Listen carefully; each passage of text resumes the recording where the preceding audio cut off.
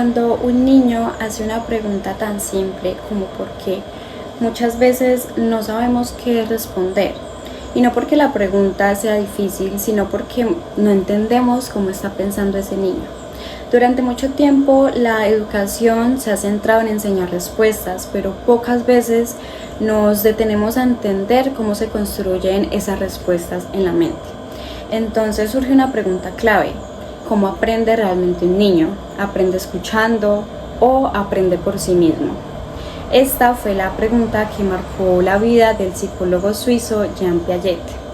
Él fue un investigador que se dedicó a estudiar cómo se desarrolla el pensamiento en los niños.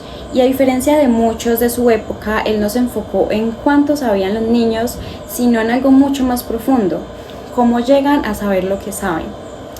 Y estas ideas se desarrollan principalmente en su obra de 6 estudios de psicología, donde explica básicamente cómo se construye la inteligencia desde la infancia.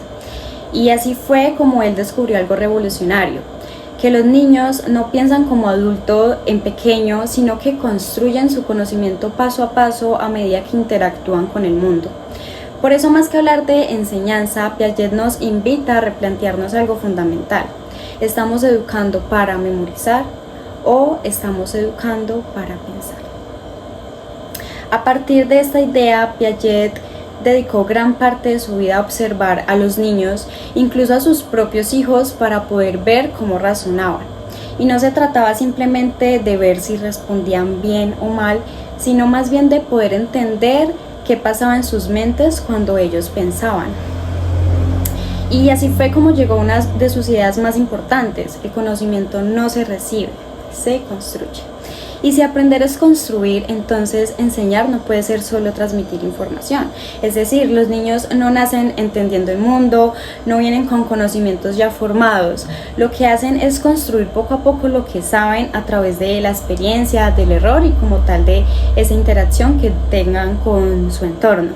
Y aquí es donde su postura frente a la educación se vuelve clara. Piaget rompe con esa idea de esa educación tradicional donde el estudiante solo escucha y memoriza, y en cambio propone una educación donde el estudiante pueda pensar, experimentar y también descubrir por sí mismo, porque aprender no es repetir, es comprender.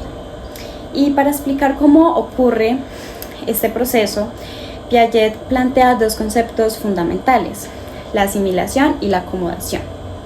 La asimilación ocurre cuando interpretamos algo nuevo usando lo que ya sabemos. Por ejemplo, un niño puede ver una cebra y decir que es un caballo porque se relaciona con algo que ya conoce. Pero luego ocurre algo interesante. Cuando el niño se da cuenta de que no es un caballo, tiene que ajustar su pensamiento, y ahí es donde aparece la acomodación. Es decir, modifica su idea anterior para entender algo nuevo. Y en todo este proceso el conocimiento también crece. Piaget también explica que todo este proceso es como una búsqueda constante de equilibrio. Cada vez que algo no encaja con lo que sabemos, sentimos como ese pequeño desequilibrio, y nuestro cerebro intenta reorganizar la información hasta volverla a entender. Por eso él dice que el desarrollo mental es como si fuese una marcha hacia el equilibrio. Pero este proceso no ocurre de cualquier manera. Piaget también descubrió que el pensamiento se desarrolla por etapas. No pensamos igual cuando somos pequeños que cuando somos adolescentes, por ejemplo. Entonces, algunas etapas son la etapa sensoromotora, donde los niños aprenden a través de los sentidos y del movimiento. Luego, en la etapa preoperacional, desarrollan ya el lenguaje, pero su pensamiento sigue siendo un poco limitado.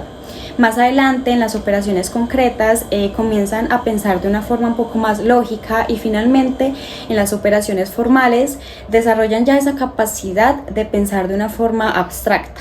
Es decir, el pensamiento también crece.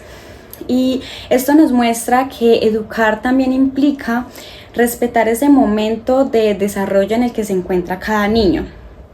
Y aquí hay algo muy interesante. Piénsenlo por un momento. ¿Alguna vez han intentado enseñarles o explicarles algo a un niño y sienten que no los entienden? Y no es que no los quieran entender, sino que están pensando de una manera diferente. Y uno de los descubrimientos más importantes de Piaget fue precisamente eso, el pensamiento egocéntrico.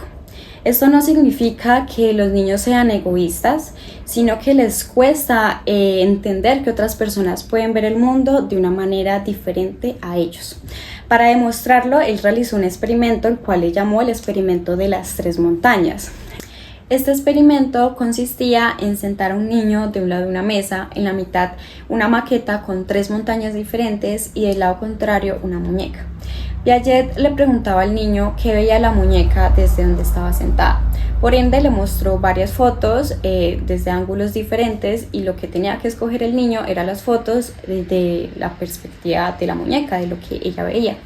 Y lo que sucedió fue que él escogió las fotos de lo que él mismo veía. Entonces esto demuestra que comprender otras perspectivas también es un proceso que se aprende. Por eso Piaget no solo transformó la psicología, sino también la manera en que entendemos la educación. Y todo esto nos lleva a una reflexión muy importante sobre la educación.